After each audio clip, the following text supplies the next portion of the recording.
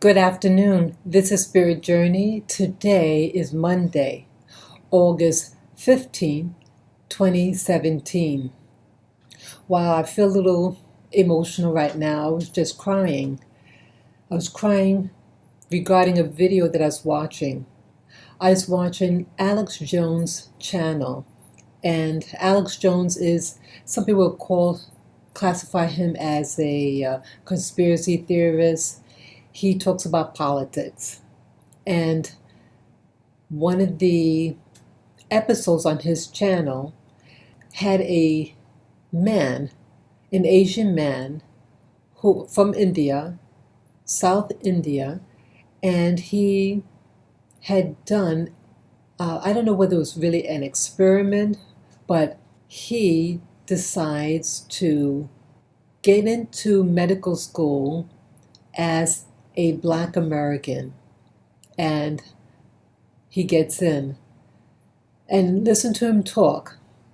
My rage, and just because I've talked in my past videos about being careful who gets in your community, because sometimes, even though they might look like you, talk like you, live amongst you, they're not you, and they're not representing you.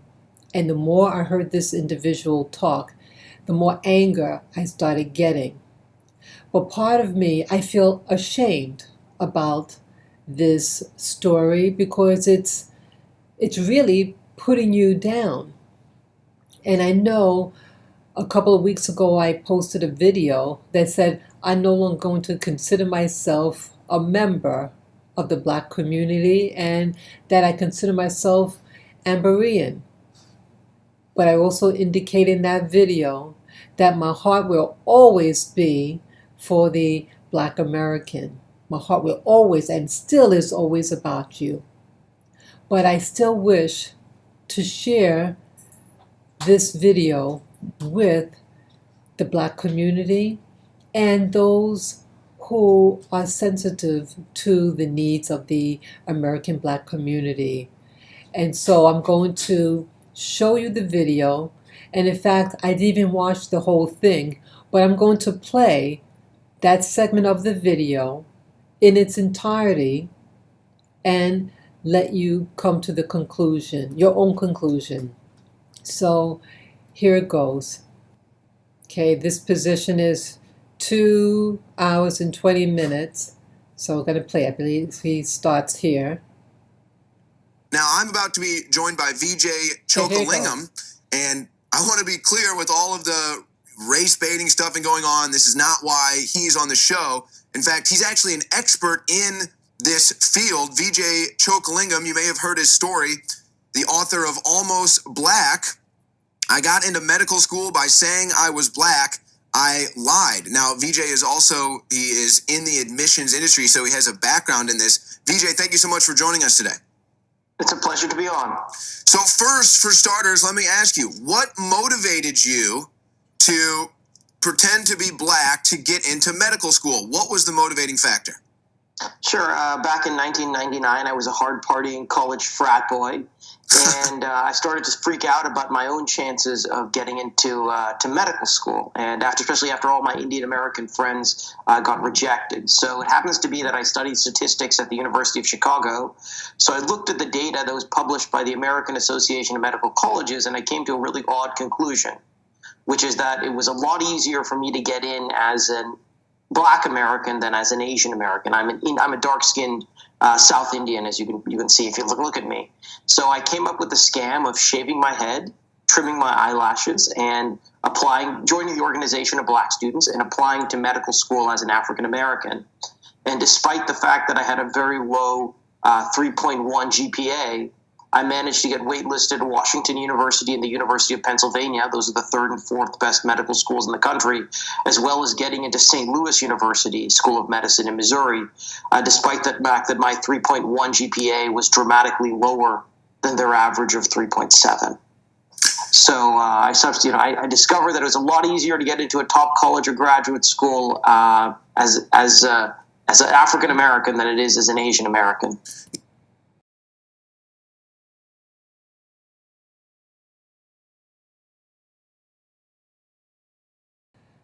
Now you see that. So, he was a partier. No one was holding him back. But he, even though in his foolishness, he had wisdom about other things, he knew in his laxness that there was a price to pay for his behavior of not doing schoolwork. But see, he's clever, but he's dishonest. And he knew he didn't have the grades.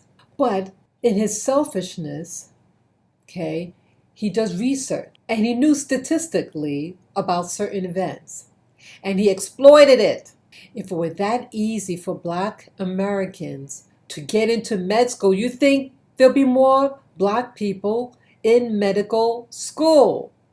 But you don't see it. I had done volunteer work in a hospital in New York City.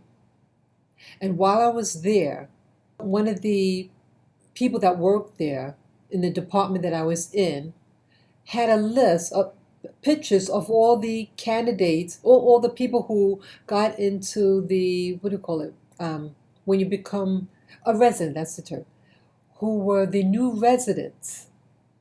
And then in the photograph, there were no American Blacks or no Black-looking people as residences in this medical school. Most of the people that you saw were from Asia, whether it be East Asia, South Asia, as this man in this video is, and people of European ancestry. That's it. So, this Indian guy did his research and saw that it's easier for certain demographics in because they're not in. I have a relative. She is an American Black. She did get into medical school. Her graduating class in New York City was it was a special program. It was a 4-year college that had an accelerated medical school, what do you call it, preschool, what do you call it, when you're preparing to become a doctor in undergraduate school. Well, she was in this program. She is brilliant. And I went to her graduation from medical school. In that graduating class, I saw 2 people, my relative and this one other Black fellow who's actually from Jamaica. He was a foreign exchange student. Okay? And that's it. They had other people, they had whites and Asian. And once that class was graduated, they demolished that special program. So, I just want to now go back to the video. Were you shocked or were you worried at all that they might come back at you and look into your background, or were you worried that somebody might say you're fudging these reports, or what were your thoughts on that? So, yeah, the climax of the book is actually in a medical school interview where they actually confronted me about lying about my race. And my response was, I don't want to talk about my ethnic background. I want to talk about my qualifications to be a physician, which I think is the entire point of my book. You shouldn't judge people based upon their race, which is what the colleges and universities are doing right now. And I'm sorry. I just want to interject here. Even though he's pretending, but his facial characteristics is not a North American Black. Even though he's very dark-skinned. And I just said that he did something with his eyebrows and all that. Certain characteristics that North American Blacks don't have. And maybe his accent, certain ways of talking is not Black American. And they probably sense that this guy is lying. I know that as an admissions consultant for InterviewSOS.com here in Los Angeles, is that race is an important factor in college and university and graduate school admissions, including medical school, and it shouldn't be. And the priorities here is what you're saying. I would agree with you, is that the priority should be Do you meet the standards? Do you have the capabilities? Are you the best? It's not about what skin color you have or this, that, or the other thing or the politics involved. It's, are you the most qualified? And that's what you're saying. The system is not measuring people with that stick. I mean, I want to point out, it is basically the way that affirmative action works, and a lot of people don't know that, is very simple. Okay, all of the data, wherever it's available on university admissions, shows that it's hardest to get into college or graduate school as an Asian American. It's slightly easier to get in. It's second hardest as a white person. Okay, I'm going to write that. So they're saying that the Asian is on the bottom, the white is the next. It's third hardest as a Hispanic, and it's easiest as an Asian American. I'm sorry, as an African American. For example, a kid who applied to medical school in 2015 with a 3.1 GPA and 31 MCAT score had an 18% chance of admission as an Asian American, 36% as a white American, 56% as a Hispanic, and 76% as a Black American. So it's a heck of a lot easier to get into college or grad school as an African American than it is as a Asian American, but it's also harder for white people as well. Well, and again, you're not just saying this because you had the experience, you wrote the book, Almost Black, but you also are in the admissions industry. You know about this stuff. I'm just curious, is anyone else, VJ, that you work with, does anyone else have the same concerns? Is anyone else raising this awareness? Does anybody else even care? Our president cares. Our president cares a lot. President Trump famously, criticized President Obama and Senator Elizabeth Warren for exploiting and supporting Harvard's racist affirmative action policies. President Trump famously called Senator Elizabeth Warren Pocahontas because she pretended to be a Native American in order to improve her chances of getting a faculty position at the University of Pennsylvania and Harvard. So this is an issue our president is very concerned about. And recently you cited the New York Times article. The New York Times tries to portray it as a white versus black issue. But the truth is the people who are hurt the most by affirmative action, ironically, are Asian Americans. And the lawsuit that Attorney General Sessions is looking into is to end affirmative action at top universities by potentially cutting off their federal funding. You hear that? They want to cut it. Affirmative action. And who wants to cut it, according to him, are Asian Americans. Because now they're on the bottom, they say, of getting into colleges. But when you go into the schools of these graduate or pre-med degrees, who do you see in them? They're not black people. They're not American blacks. So now he's coming across like he's a victim. But now they're crying wolf because they benefited from the affirmative action when it got created, not black people. You have white women and you have Asians, other Hispanic, that they're the ones who be put into these positions. The black people are the last on the list to be in these programs. How many of you who are watching this video that I'm doing, how many American black doctors do you see in these positions? How many, let's say, engineers? How many black people do you see in them? You don't see them. My growing up, and in the early 70s, I had 2 doctors who were black. And in my lifetime, American blacks, that was it in my whole lifetime. Oh no, there was one in the military. Almost forgot about that guy. But outside of that, all my other doctors were either white, Jewish, or Asian. None of the doctors I had in my adult life were American blacks. If they were black, they were blacks from other countries. And again, nothing wrong of being from another country. The more the merrier. But affirmative action, this video that I'm talking about, seems to be suggesting now to cut the affirmative action because now according to this person on the Alex Jones show, that 76% of American blacks have a greater chance of getting accepted into medical school with a 3.1 average. Now, hey, maybe I should apply for medical school. I'm really offended.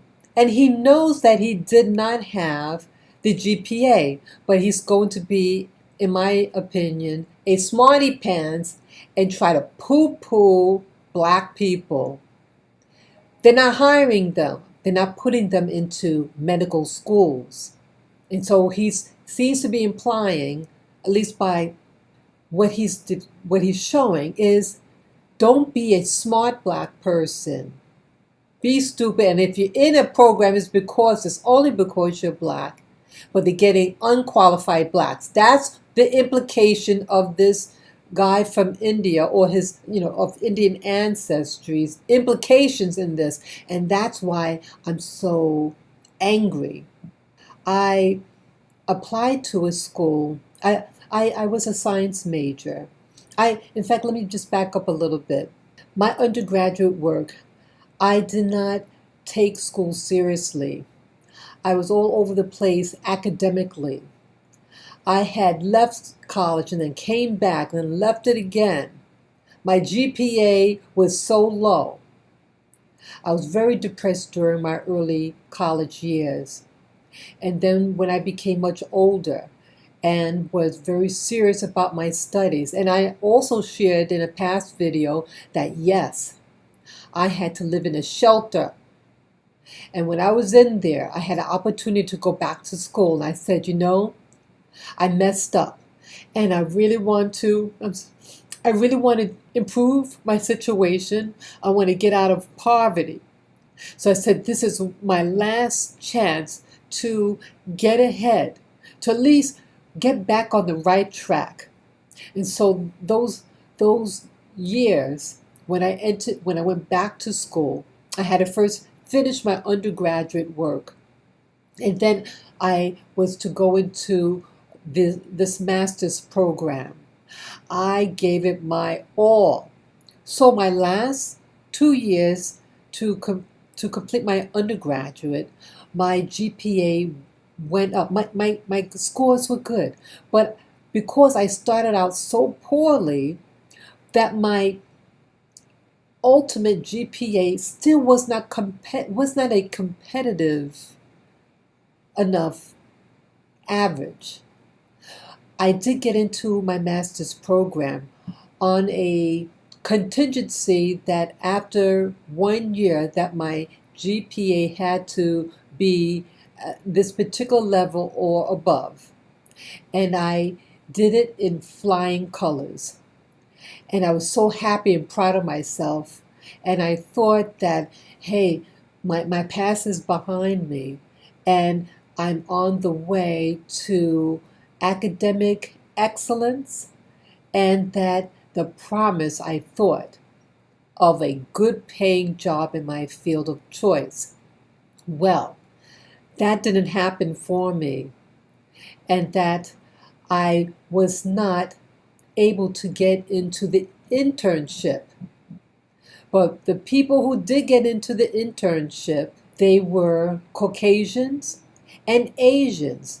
No Black Americans got in the program for the internship in nutrition.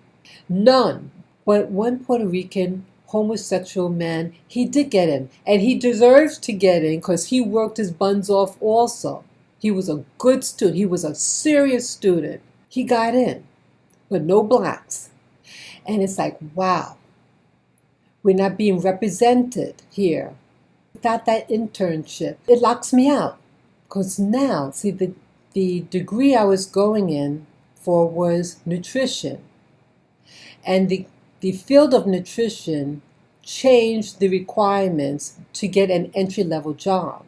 Now to get the entry-level job, you have to have your licensing in nutrition. But to get that licensing, you need the internship and then finish the internship and then take that exam. Without that training in the internship, it's difficult. It would be difficult to get it. You won't be able to get in. You don't get it. So you do all this. I did all this hard work, and I didn't get in. It is what it is. So when I see a program, with this man from Asia, in India, saying that, oh, you just be an African American and you have 76% chance of getting in over an Asian or a white man. It's to be a white person. It makes me furious. If it were that easy, I would be in it. I didn't get in. And yes, I am angry. I'm going to now complete the video. I'm sorry, the interview with this guy from Asia. My belief that President Trump will end affirmative action like Lincoln ended slavery. And the way he's going to do that is by appointing conservative anti-affirmative action Supreme Court judges and by using the Department of Justice to force the universities to either end their racist affirmative action policies or give up their federal funding. Yeah, you mentioned the Supreme Court justice. He nominated and got Neil Gorsuch on the Supreme Court. I've got another story today. I'm going to cover this later. Trump has also quietly appointed 100 other new judges to lifetime positions. But, it's funny. You brought up Elizabeth Warren and how she faked being a Native American to get into school. What was the name of her book that she wrote? Do you remember that? Oh, she didn't write a book. She genuinely was trying to scam the system and then lied about it. I'm sorry, VJ. I was remembering that you wrote the book Almost Black with your experience. So, it's more than that. A lot of people do that. Harvard recently liked to brag about how they have 51% minority for the first time in their history, but they're having like a parade to celebrate. But they don't realize you can't forget about what we call the Pocahontas factor or the. So you think that that's actually something that's happening more often than we think? Oh my! I'm not. You would know. Elizabeth Warren and me are not the only ones. We're just the ones who got caught. Who revealed that fact. Well, you wrote a book. I'm still waiting for her to publish her book. Yeah. No, I mean that's why we're so fortunate to have such a great president who has the courage to confront this type of racism. Well, it's amazing. You come on.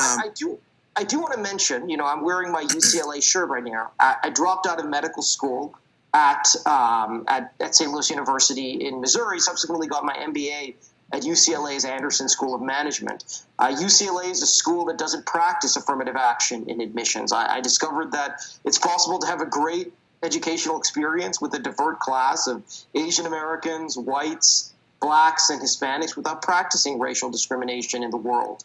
Shocking. In admissions. So, I kind of want to convey the point to all of your listeners out there that affirmative action racism is not critical to a good education. Shocking. Now, you come on and you're supportive of President Trump here today. You've got a sister, I think, that might not be so supportive. Is there some family politics that go on there? So, as I post on the cover of my book, my sister said this recently. She has a new baby on the way, and I've come to the realization I'm going to say no comment because I certainly don't I don't want any to say or do anything that could be construed as negatively towards my sister's child. So I'll just leave it at that. She disagrees with me on this issue. She believes that she benefited from the affirmative action program at NBC. I also remember when she got rejected from Harvard, she cried. So it's important for us to realize that affirmative action hurts people. As well as, it hurts people a lot when they're applying to college and graduate school, including my sister and other members of my family as well. It's amazing. This affirmative action thing is something that most people probably don't think about. They don't realize that it could be affecting their day-to-day lives. It could be affecting their futures. And it's something that most people don't talk about. Yeah, I want to bring this up. I want to give a good piece of advice. As I mentioned, I'm an admissions consultant for InterviewSOS.com here in Los Angeles. And I want to give a piece of free advice as an admissions consultant to all of your listeners out there. And that is, do not disclose your race if you're Asian American or white ever. There's almost always an option to not disclose your race. Don't disclose it because it can be shown to decrease your chances of finding a job or getting into college or graduate school. So there's never any reason to disclose your race if you're an Asian American or white. Just decline to say it. Now, have you dealt with people that come to you for advice and you give them that advice? How do they take it? They follow it. They just say, you know what, I'm just going to not refuse to disclose my race. All right. So well, you know what's going to happen now is they're going to come after you and say how racist you are. I'm trying to fight a system of legalized racism that we call affirmative action. It's important to realize that affirmative action is a racial classification system that changes your chances of admission to college or graduate school. It is the very definition of racism. And we're very fortunate to have a president who is committed to appointing justices who will end this type of racism. But more broadly, Martin Luther King famously said that black supremacy is as bad as white supremacy. And, to discriminate against a white man or an Asian man is as bad as discriminating against a Hispanic or an African American. And I'm glad that we have a president who believes in that, who believes that all forms of racism are wrong. When President Trump says he's the least racist person, that's because he believes it's as wrong to discriminate against a white person as it is to discriminate against a Hispanic or a black. And most people are over the entire racism thing anyway. It's just a media perpetuated lie to get us to go into civil war. Thank you so much for joining us, VJ. Wow. What did you think of that? I was just crying before. It really hurts me. So now, what's the implication? That blacks aren't discriminated against, and that blacks are probably the enemy of the white and Asian. Well, how many American blacks do you see in these top jobs? How many? I live in New York City, and I haven't seen any American black doctors. My neighborhood that I live, I see a growing number of homeless black people. And I hurt because I know the system isn't designed for them. You have maybe blacks from other parts of the world, like the Caribbean, or directly from Africa itself. But you don't see American blacks in these positions as doctors. And I'm sad. And I see what's happening in New York City. You have all these people from all over the world who are reaping the benefits of what they call affirmative action. And the people who are crying wolf, according to that video I just showed you, are those who benefited the most out of affirmative action. And that is the Asian and the woman, the Pocahontas woman. She's a Caucasian woman. And that group benefited the most out of affirmative action. And now they're saying, oh, reverse discrimination. Stop discriminating against the Asian. Did you know in the United States of America, what group has the highest amount of income? But those people who are saying about affirmative action, the Asian and the white. They are the highest of income in this country. But who's the lowest? But the American black family. And now they're saying we don't want you in. Because now you have a 76% chance of favor to enter these programs. That guy who dropped out of medical school, he probably knew that he was going to be caught. So he dropped out because someone questioned his background. And it's probably somebody from his group that knew that he wasn't what he was. You can tell sometimes by just looking, even though he's dressing, trying to dress like someone who might be African American, but some things are telltale signs that he did not belong. So my doing this video, it's not an anti-Asian or white video. That is not my intent. My intent in doing this video is to alarm the American Black community to wise up and to be aware of who comes into your community. Again, I mentioned it before in my other video.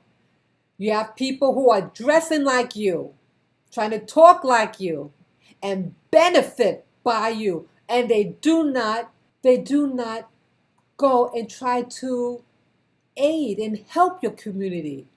He took, he lied, he scammed, he screwed up on himself with his GPA. As you heard him say, well, I was, just having fun, whatever. I had a 3.1, GPA, but he wanted to make a point, and rather than blaming himself, he wanted to target a Black person, the Black community, and shame us, to shame the Black community.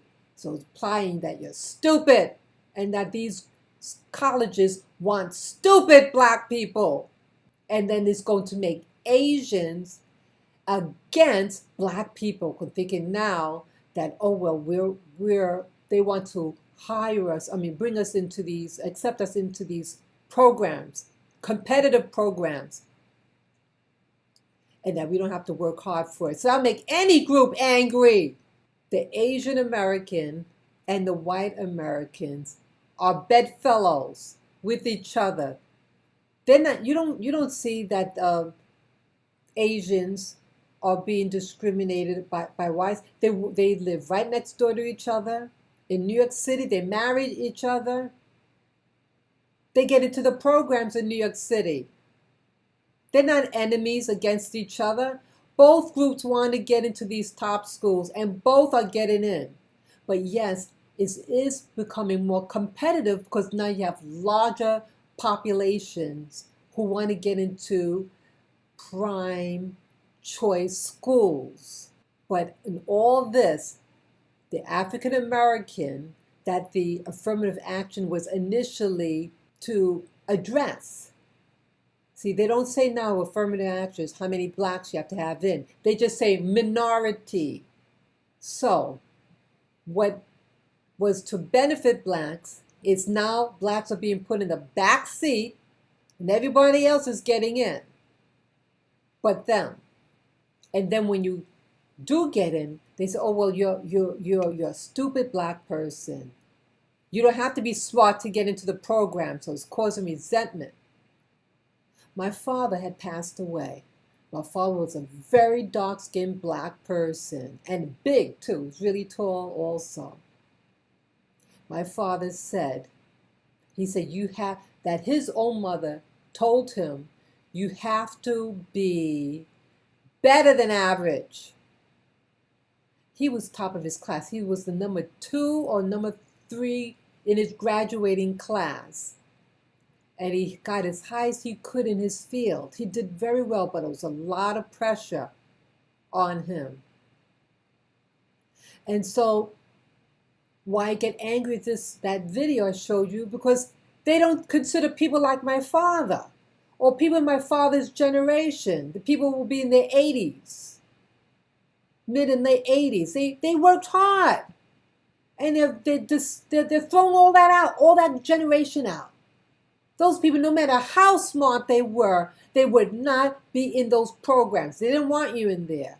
And if they did put you in those programs, let's say a medical program, you had to be a very light-skinned person to get in. Back in those days, you had to have a photograph of yourself or what you look like. So if you were a so-called Black person, you had to look a certain way. And people like my father, they would not want in that program. I'm very angry at the implications of that video that he is villainizing American blacks who worked their buns off, and those civil rights people of the 1950s and 60s who sacrificed their life to make your life, to make my life a little better, at least on paper, by the law. But by practice, that's another issue. So, all those people who are trying to shame black people for their own weakness, for their own shortcomings, shame on you. And yes, shame on black people who don't take advantage of those things that are out there for them. But you know, I think the reason why a lot of them don't go in because they know that they're going to be targeted in those programs. They're going to harass them. And so they give up. And all these other new groups, new black groups that are coming in, they may try and get in because they don't know the politics. I pat those people in the back, those people who sacrificed their lives in the 1950s and 60s, who knew what it's like, who knew what hard work was like to just get a piece of bread, and now all your efforts are being poo-pooed on by some newcomer who want to shame black people. And he went into a black organization to try to weasel in, find out kind of how you do and act certain ways, and then apply to medical school knowing he doesn't have the grades for it. Shame on him! That's all I gotta say. So I'm deeply saddened. And if this video doesn't wake you up, you deserve to fail. I don't want to fail myself. So those of you who don't want to fail, teach your children how to play the game of success. Teach them skills that they can use to better their community, okay? Because it's going to be taken from you. I'm just going to curse there. I'm sorry. So that's all that I have to say. And I hope you enjoy this video, that it be a wake-up call, okay? That you be made to look like a fool. So take care. Please feel free to comment below, to share this video with friends and family members, and to subscribe to my channel. I probably will post this on 2 of my channels, and give me the thumbs up. Peace, love, and joy to all. Bye-bye.